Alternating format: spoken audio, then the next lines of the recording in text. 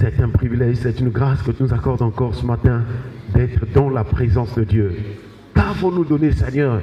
En argent, en or, rien. Mais ta grâce a permis que nous soyons là. Ta fidélité a permis que nous soyons là, Seigneur. Voilà pourquoi nous te commandons nos cœurs. Nous voulons t'écouter comme écoutent les disciples. Glorifie ton nom, parle, Seigneur. Que le Saint-Esprit soit à l'œuvre pour l'édification de tous. Au nom de Jésus-Christ.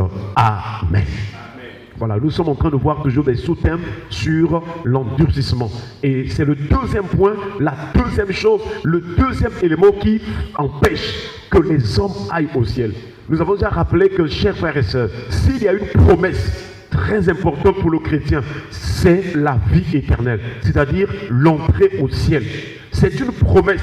Donc l'accomplissement, nous dirions mieux, va se manifester à partir de l'enlèvement. Parce que déjà, quand Jésus viendra, il paraîtra dans la gloire. Et dans cette gloire-là, tous ceux qui s'étaient préparés, tous ceux qui ont l'Esprit de Dieu, tous ceux qui sont conduits par l'Esprit de Dieu, ceux-là aussi vont être changés. Ils vont être transformés en la même image. Ils vont revêtir le corps glorifié. C'est alors que par la puissance du Saint-Esprit, parce que le Saint-Esprit est un gage, eux aussi, ils vont aller dans les airs à la rencontre du Seigneur. Est-ce qu'on peut acclamer le Seigneur? Et nous devons aspirer, nous devons être assoiffés. Nous devons regarder donc à cette gloire à venir. Quelles que soient les souffrances que nous traversons dans ce monde, si nous portons les regards sur la gloire à venir, chers frères et sœurs, nous sommes heureux. Et la puissance de Dieu, par l'espérance que nous avons en son Fils Jésus-Christ, fera que nous puissions traverser toute épreuve et toute situation en vainqueur. Alléluia. Et nous prions que Dieu te donne d'être plus que vainqueur au nom de Jésus. Nous sommes en train de voir donc beaucoup d'aspects sur l'endurcissement. Et nous avons compris qu'une personne qui est endurcie, c'est celle aussi qui est ennemie de la droiture. C'est ce que nous avons vu déjà depuis hier, qu'une personne qui est endurcie n'aime pas pratiquer ce qui est droit. Mais nous revenons encore dans un texte de Luc, je crois. C'est lui qui a écrit l'Acte des Actes des Apôtres. Donc Actes des Apôtres chapitre 19. Actes des Apôtres chapitre 19, nous sommes en train de voir les signes, les caractéristiques, les conséquences de l'endurcissement. Et nous avons déjà dit que l'endurcissement, c'est l'état d'une personne qui est vraiment insensible, une personne qui est plus dure dans le mal, une personne qui est ennemie de la droiture, une personne qui ne parle pas ouvertement, une personne qui ment, une personne qui ne dit pas la vérité selon son cœur, une personne qui est hypocrite. Tout cela sont des signes ou des traits caractéristiques de l'endurcissement. Mais une personne aussi qui nie la personne de Jésus-Christ, une personne qui refuse de croire ou d'entendre la vérité de la parole. Paul était dans ses missions. Il est parti pour aller prêcher la parole, la bonne nouvelle. Mais il y a des contrées, quand Paul arrivait, chers frères et sœurs, on pouvait refuser. Parfois, dans un groupe de gens, une partie pouvait accepter la parole, mais l'autre partie pouvait rejeter la parole. C'était le signe pour ceux-là qui rejetaient la parole, qui ne voulaient plus en entendre. Chers frères et sœurs, c'était le signe de l'endurcissement. Dans ce texte d'Actes, Actes chapitre 19, verset 8 à 11, il est écrit, Actes chapitre 19, verset 8 à 11, il est écrit, ensuite Paul entra dans la synagogue, où il parla librement. Pendant 3 mois, il discourut sur les choses qui concernent le royaume des cieux, s'efforçant de persuader ceux qui l'écoutaient. Mais comme quelques-uns restaient endurcis et incrédules, décriant devant la multitude la voix du Seigneur, il se retira d'eux, sépara les disciples et enseigna chaque jour dans l'école d'un nommé Tyrannus. Cela dura 2 ans, de sorte que tous ceux qui habitaient l'Asie, juifs et grecs, entendirent la parole du Seigneur. Et Dieu faisait des miracles extraordinaires par les mains de Paul. Est-ce qu'on peut acclamer le Seigneur? Donc l'apôtre Paul est allé donc vraiment dans cette contrée d'Asie pour apporter la bonne nouvelle.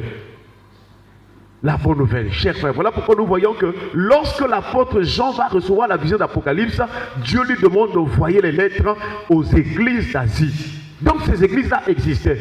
Du moins, on peut parler de l'église de Laodicée. Ça existait déjà. Et quand Paul écrivait des lettres, il pouvait dire à ceux qui sont à Colosse, les chrétiens de Colossiens, de prendre les mêmes lettres, de les envoyer aux Laodicéens, les chrétiens de Laodicée, afin que ceux-ci aussi envoient de même les lettres qu'on leur envoyait chez les autres. Donc ces églises existaient. Et nous voyons ici là donc Paul, il est allé donc pour prêcher la parole. La Bible déclare que Paul est rentré à la synagogue. Nous avons déjà rappelé que la synagogue, c'est le lieu de retrouvailles des Juifs. C'est comme nous retrouvons à l'église pour prêcher la parole, pour écouter la parole de Dieu comme ce matin. Les Juifs aussi à un endroit. Ils ont un endroit qu'on appelle la synagogue. C'est là où ils se réunissent pour entendre la loi, pour expliquer la loi.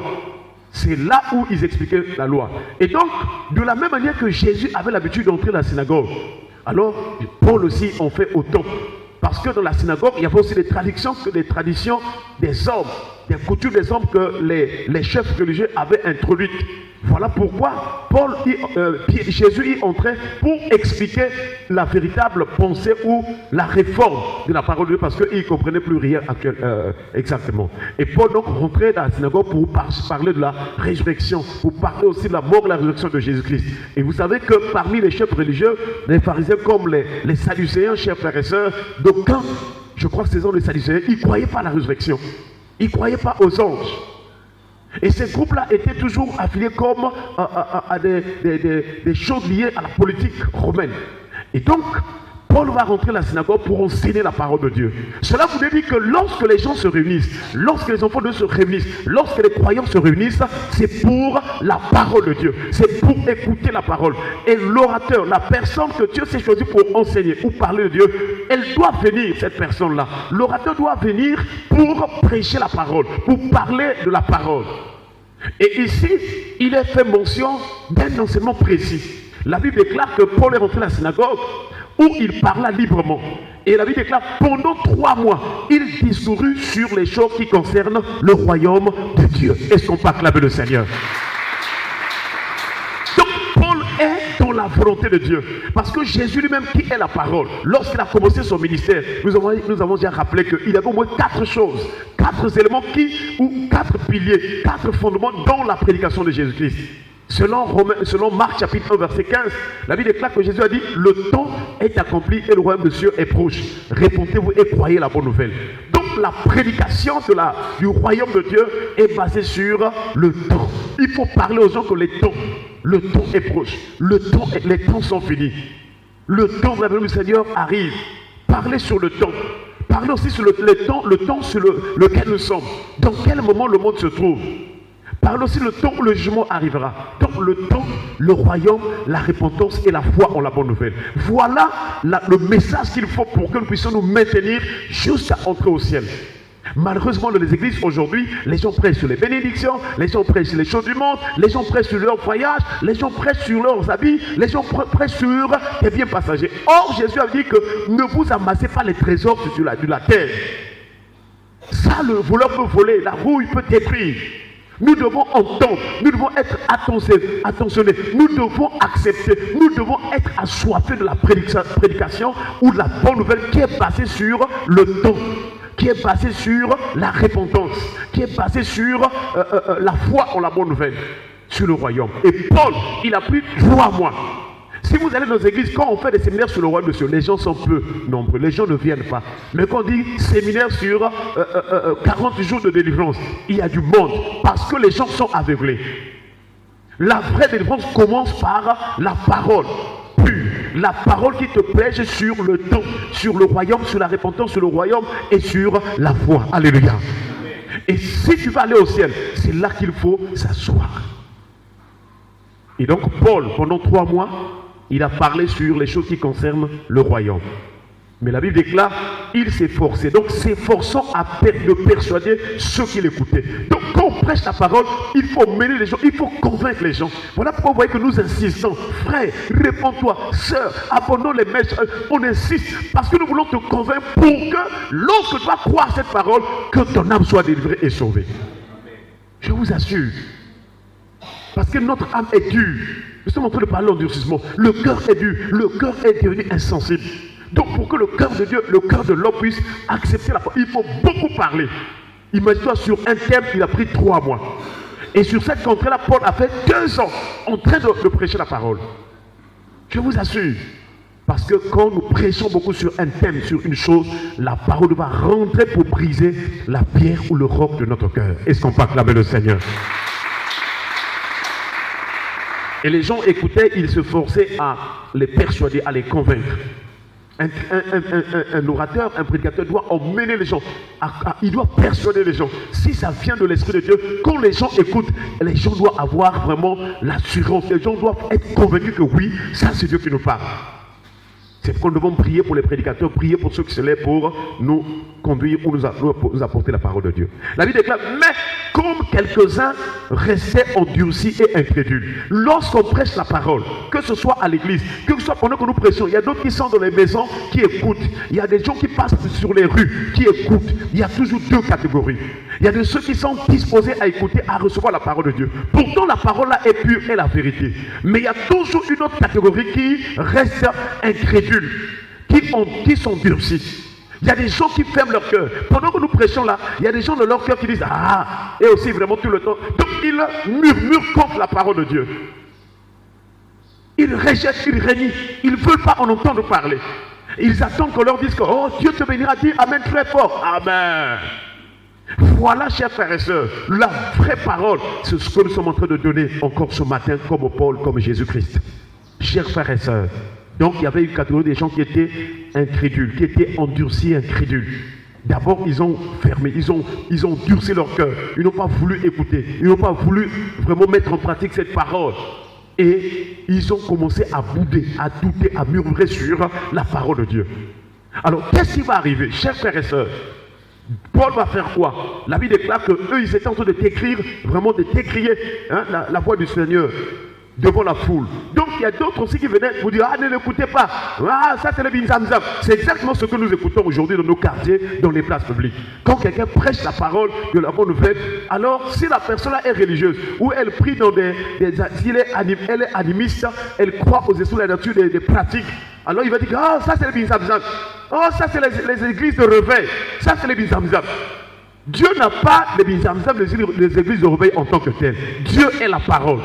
Toute personne qui écoute la parole de la vérité, où que tu sois, où que tu te trouves, si tu écoutes, tu reçois la parole sur la repentance, la foi, le royaume, tu es sauvé. C'est nous les hommes qui avons changé les choses. Pour dire qu'un tel est catholique, un tel est dans l'assemblée de réveil, un tel est, je ne sais pas, missionnaire. Ça, c'est les hommes. L'église de Jésus s'appelle l'église de Jésus-Christ. Et elle est fondée sur la parole de Dieu. Quand le Seigneur viendra pour juger le monde, il ne va pas dire que toi là, tu étais catholique, toi là, tu étais dans l'assemblée de réveil, oui, tu vas rentrer au ciel. Non, il va dire que tu as écouté la parole de Dieu. Est-ce que tu as obéi à cette parole? Tu as écouté mes serviteurs. Dieu a des serviteurs partout. Il n'a pas de serviteurs seulement dans l'église de réveil, il a des serviteurs partout dans le monde. Même en cours de route, Dieu peut utiliser une personne pour te parler. Mais le problème, est-ce que ton cœur va recevoir cette parole? C'est ça, frères et sœurs. Tous les jours de notre vie, ce qui est important, c'est d'écouter la parole de Dieu avec un cœur pur. Et aussi mettre en pratique cette parole. Parce que les temps sont finis. Beaucoup de gens boudent aujourd'hui, mais le jour de la mort, tu vas faire comment? Voyez-vous, chers frères et sœurs. Donc, ne soyons pas de ceux-là qui sont endurcis et incrédules, mais soyons de ceux-là qui vont accepter la parole du royaume de Dieu. Alléluia. Et donc, la Bible déclare que il se retira. Voilà Paul. Comme les autres se sont endurcis et ils ont été incrédules, Paul s'est retiré d'eux. Paul a dit, comme il ne veut pas écouter la parole, je me retire. Alors, entre Paul et ceux-là qui se sont endurcis, qui va aller au ciel? Paul, parce que Paul fait sa mission. Donc, lorsque tu ne veux pas écouter la parole, lorsque tu critiques les églises, lorsque tu fais, Dieu va se retirer de toi. Parce que Paul, c'est aussi un représentant de Dieu. Alléluia. Lorsque tu refuses la vérité va te fuir, va te quitter. Et c'est l'égarement qui va arriver. Je vous assure, beaucoup d'hommes et de femmes sont égarés. Ils vont dans les églises, ils sont égarés parce qu'ils avaient rejeté la connaissance de la vérité, rejeté la parole de la vérité. Paul s'est retiré d'eux parce qu'ils étaient endurcis. Paul s'est retiré d'eux et sépara les disciples et enseigna chaque jour dans l'école d'un nommé Tyrannus. Est-ce qu'on peut acclamer le Seigneur? Il y a dans ce texte la séparation entre les incrédules et ceux qui sont en train d'écouter la parole de la vérité. C'est ce qui se passe sur le plan spirituel. On peut être tous dans une église, mais ceux qui ont le cœur endurci, nous écoutons la même parole, Dieu les sépare. Voilà pourquoi dans Matthieu chapitre 25, la Bible déclare que ce jour-là, quand le Seigneur viendra, il va s'asseoir sur son trône. Et à sa droite, ceux qui vont être là, ce sont les brebis. Mais à sa gauche, ceux qui seront là, ce sont des boucs. Des boucs Quand vous voyez les animaux, les boucs, ce sont ceux qui ont des cordes. Hein? Qui tapent les coups de tête là. Je ne sais pas si vous avez vu parmi les brebis, les boucs. C'est ceux-là qui prennent les noms. Ils viennent taper les autres. Oh! Les boucs, ils font mal. Ils font mal aux autres. Donc dans une assemblée, dans un milieu, dans un groupe de gens, dans un quartier, dans une zone, il y a des boucs, il y a des brebis. Les brebis, c'est ceux-là qui sont simples, qui reçoivent la parole, qui respectent les autres, qui obéissent à la voix de Dieu, qui sont pleins d'amour pour les autres. Est-ce qu'on peut acclamer pour les brebis? Mais les boucs, c'est ceux-là qui font mal. Même quand on leur dit ça, c'est pas bien. Il faut aimer les autres. Ah non, lui-là, il est dans l'assemblée, moi je ne peux pas l'aimer. Moi je suis catholique pur. Ah, celui-là, il est dans le catholique, moi je ne peux pas l'aimer. Non. Si tu es déjà dans ces choses-là, sache que tu es un bouc. Alléluia. Quand tu ne veux pas obéir, on te dit, ça c'est un péché, ne fais pas. Si tu le fais, tu es un bouc. Et au dernier jour, je vous assure, les boucs, ils seront à gauche pour ceux qui vont aller en enfer. Tandis que les brebis, ils seront à la droite du Seigneur. Et le Seigneur leur dira, entrez dans la joie du Maître. Alléluia. Je vous assure, pendant que nous sommes sur la terre, Dieu nous avertit, il nous avertit, il nous avertit, comme il faisait pour Israël. Il envoie des prophètes, il envoie des serviteurs de Dieu, il envoie des gens, il utilise toutes sortes de moyens pour que tu écoutes la parole de Dieu. Ton problème, ce n'est pas le nom d'une église ou un pasteur. Ton problème, c'est croire en la vérité de la bonne nouvelle. De mettre en pratique, de vivre la parole de Dieu. Voilà ce qui va te sauver. Voilà ce qui va te délivrer des souffrances, des difficultés et des problèmes que tu traverses. La parole de Dieu. Alléluia. Chers frères et sœurs, nous voyons donc que Paul les a séparés. Or, quand on sépare comme ça, là, c'est fini. C'est la perdition qui va arriver. Souvenez-vous du temps de Moïse, lorsque Corée, Dathan, Abiram et les autres qui étaient avec eux se sont levés contre Moïse. Moïse qui était le serviteur appelé de Dieu. Mais ceux qui sont levés contre Moïse, Dieu a dit, séparez-vous de ce clan-là. Alléluia. Quand ils se sont séparés, ceux qui étaient dans l'endurcissement, dans l'incrédulité, ils sont tombés, ils sont rentrés dans la terre. La terre s'est ouverte et les a avalés. Ne sois pas du côté des incrédules et des endurcis au nom de Jésus. Chers frères et sœurs, que Dieu nous donne d'être des brebis, que Dieu nous donne d'accepter la parole avec joie. Et la Bible déclare cela durant 2 ans, de sorte que tous ceux qui habitaient l'Asie, juifs et grecs, voyez-vous que quand on écoute la parole de Dieu, il n'y a plus un problème de race, il n'y a plus un problème de patois, il n'y a plus un problème. Ici là, les juifs et les grecs qui ont écouté ensemble la parole, ils sont devenus une même famille. Donc en Jésus-Christ, nous sommes devenus une même famille. Ne regarde pas à tes origines, regarde seulement à la nouvelle vie que Dieu nous a donnée. Nous tous sommes devenus un en Jésus. Et ici là, nous voyons les juifs et les grecs, ils sont ensemble, ils écoutaient la parole de Dieu, la parole du Seigneur. Et qu'est-ce qui va arriver? La Bible déclare, et Dieu faisait des miracles extraordinaires par les mains de Paul. Est-ce qu'on peut acclamer le Seigneur? Donc le groupe de brebis, de ceux-là, les juifs et les grecs, qui sont restés en train d'écouter la parole, d'accepter la parole, ceux-là vont vivre des miracles. Je ne sais pas si j'ai en train de comprendre. Eux, ils vont vivre les miracles. Mais les endurcis et les incrédules, là, on les a séparés. Cela veut dire que l'endurcissement empêche de vivre les miracles.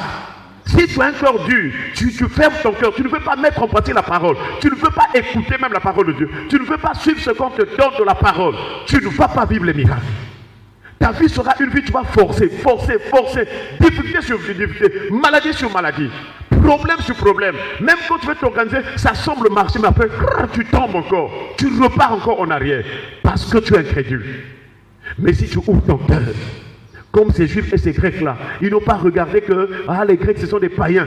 Ils étaient ensemble en train d'écouter la même parole. Il y a la même parole, il y a un seul Dieu, il y a une seule foi, il y a un seul baptême. Et Paul, on a fait toute une doctrine sur l'unité de la foi. Si tous les chrétiens de notre nation, tous les chrétiens du Congo connaissaient ces choses là, il n'y aurait pas de division parmi les enfants de Dieu. Alléluia. Et nous disons même que quelquefois ce sont les serviteurs de Dieu qui divisent les gens. Ah, moi là j'ai plus d'onction.